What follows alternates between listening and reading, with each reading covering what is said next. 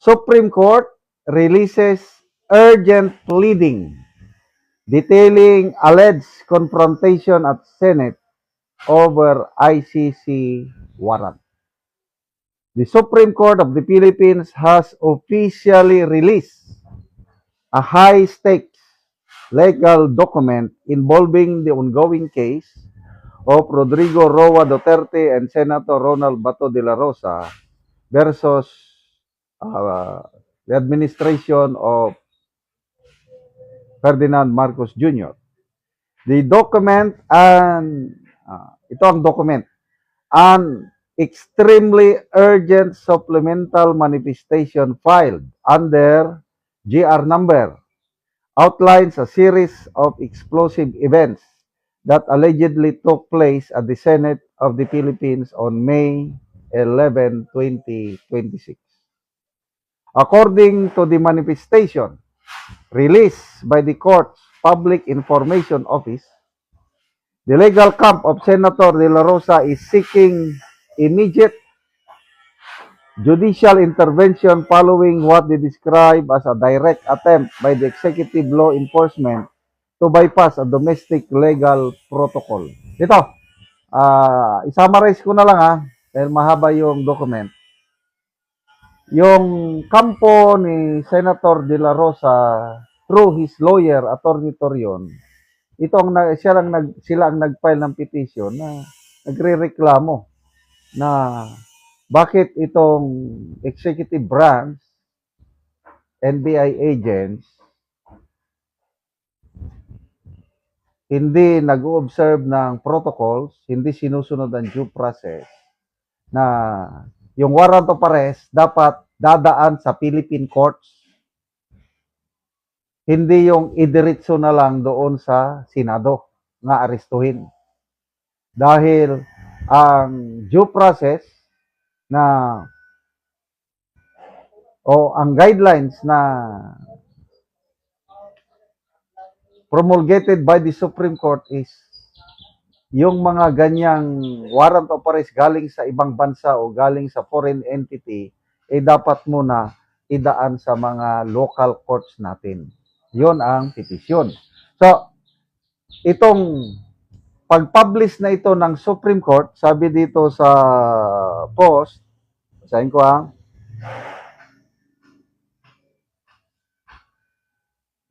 by publishing this pleading on its official platforms, the Supreme Court has signaled that these developments are a matter of significant public interest, as the nation awaits a ruling on the legal force of foreign warrants within the country's sovereign jurisdiction. So ito na. Magdasal po tayo na ang Korte Suprema, ang mga maestrado natin is they will be guided by wisdom from above na maging tama ang desisyon nila. Para hindi na maulit yung nangyari kay Tatay Digong. Kasi ang lumalabas, kung ano ang ginawa nila kay Tatay Digong, parang yun din ang gagawin nila dito kay Senator Bato de la Rosa. Hindi na sila dumaan sa mga korte. Group effort na lang. Ang kaibahan lang, nung unang group effort,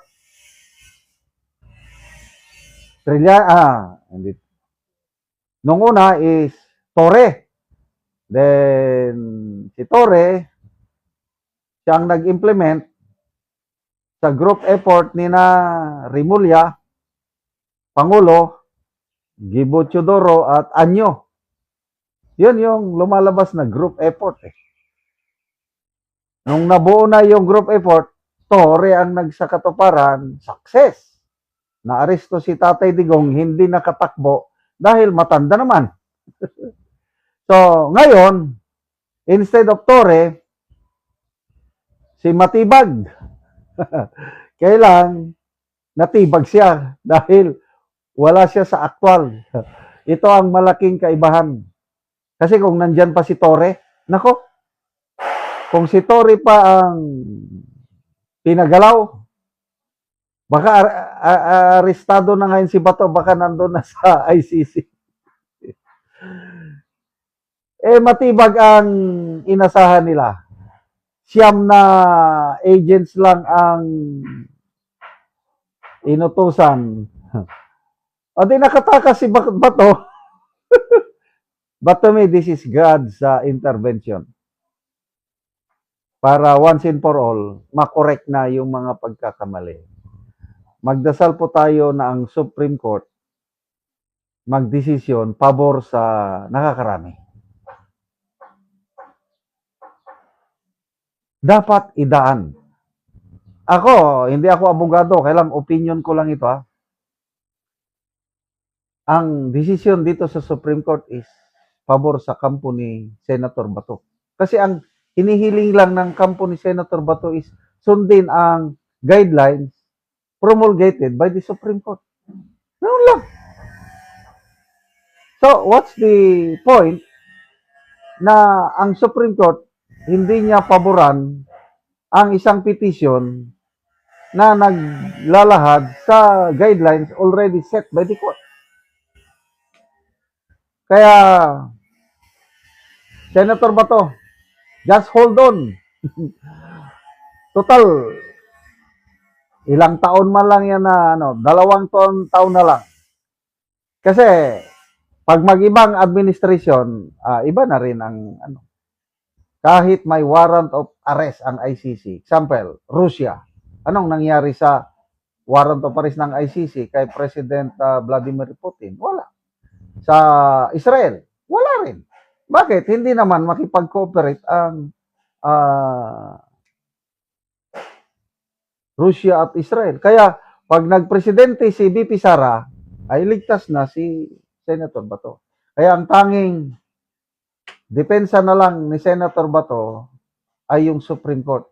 Sana ilabas na o aksyonan na kagad, magdesisyon na para matigil na itong dramang ito na nangyayari sa Senado. Soto, hiniling na huwag i-cite in contempt ang mga miyembro ng NBI na sinubukang huliin si Senator Bato de la Rosa. Sabi niya, wala daw siyang alam doon sa presensya ng mga NBI na mag-aresto kay wala daw siyang alam. O ano ngayon? Bakit hiniling niya na huwag i-cite in contempt? Ito, pakinggan natin siya. And one of us or I who have voted in favor based on our tradition would like a reconsideration, a motion for reconsideration of the motion to contempt. To contempt. Not because it is, again, like what Senator Lawson mentioned, it's not about, does not have anything to do with the people, the NBI or us or Senator Bato. It's only based on rules. Yes. Why?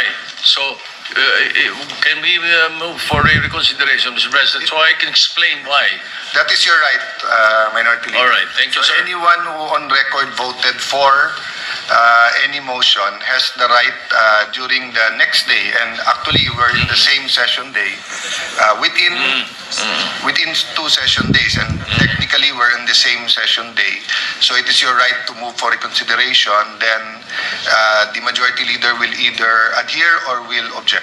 All right, correct. Thank you, Mr. President. Now, here's the point. Based on our rules, the rules of the Senate, and it is consistent with the fact of the contempt of power of the Senate is limited only during inquiries in aid of legislation. This is what the Committee on Rules will have to tackle in that particular motion to sign in contempt anyone from the session hall. The impeachment court is empowered too, but not the Senate. I cannot find it in the rules. No, Section 18 of the Senate Resolution number 5, the rules of procedure governing inquiries and in aid of legislation, provides that a chairman with the concurrence of at least one member of the committee, may punish or cite in contempt any witness before a committee who disobeys any order of the committee or refuses to be sworn or testify or for falsely or evasively testifying. Further, as emphasized in this Senate Resolution Sandali, 145, gumagawa ko ng the vlog. power Sandali. of contempt is inherent to the enforcement of the right to conduct inquiries in aid of legislation. So, in fact, Senate Resolution 237, such power of contempt was delegated to the subcommittees as they comprise the same membership as the main committee and should have the committee's full powers, including the power to cite and punish witnesses in contempt. All right.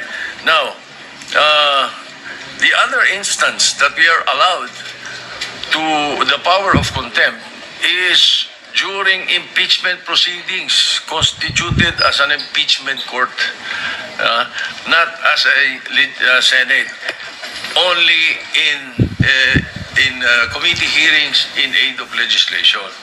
So, the only instance that contempt is mentioned in our rules is the duty of the Sergeant at Arms to enforce a citation in contempt issued by any committee of the Senate and to detain and place under custody witnesses, etc., etc. And the jurisprudence mentioned by Santo Lacson, by the Supreme Court in Uy Ong versus the Senate of the Philippines, the Supreme Court discussed that concomitant to the power of legislature to conduct inquiries in aid of legislation is its power of contempt impliedly provided under the 1987 Constitution. So that is my point, Mr. President. So I think we should not approve the motion to contempt right away without consulting the Committee on Rules to find out whether this is correct or not.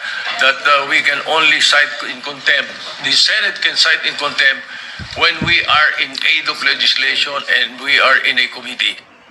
Ang akin ngayon, And one of us. Yan. So, maliwanag ha. Hinihiling niya, kasi kahapon, na-desisyonan na i-cite in contempt yung NBI agents. So, ngayon, sa plenary sa Senado is nag-motion for reconsideration siya na huwag i-cite in contempt. Ang rason niya is wala daw sa rules. So, hintayin natin. Ang sabi ng Senate President is depende na sa noted na nila yung pag-motion for reconsideration, but it is up to the majority floor leader. Pwede niyang pagbigyan o pwede niyang i-deny. So, kung pagbigyan, yung motion for reconsideration, bubutuhan yan ngayon sa Senado. Again, majority rules. So ano sa tingin nyo? Pagbigyan, tatanggapin yung motion for reconsideration and then buboto. Papayag ba yung 13 senators, majority, na huwag i-cite in contempt yung NBI agents? Palagay ko hindi. Kasi kanina may nabasa akong post ni ex-Supreme Court Justice Noel Tiham. It is an unlawful arrest. Ano ba yung sabi niya? Dapat itong mga agents na ito mag-undergo ng refresher course on constitutional law. They are now in hot waters. Dating maestrado ng Korte Suprema nagsasabi na maling-mali ang ginawa ng NBI agents. Tapos ngayon ito, isang komedyante na naging senador, sinasabi na huwag i-cite in contempt dahil wala sa ating rules. Sige, bahala na po kayo mga senators sa majority block. Ako, magiging malungkot ako kung maaprubahan ang motion for reconsideration ni Senator Soto na huwag i-cite in contempt. Kasi kung nagawa nila yan sa isang sitting senator, how much more sa isang ordinaryong mamamayan? Ano? Wala na ba tayong karapatan? Yan nasa loob ng Senado tapos papasok ka dyan. Tapos aristuhin mo ang isang senador. No way.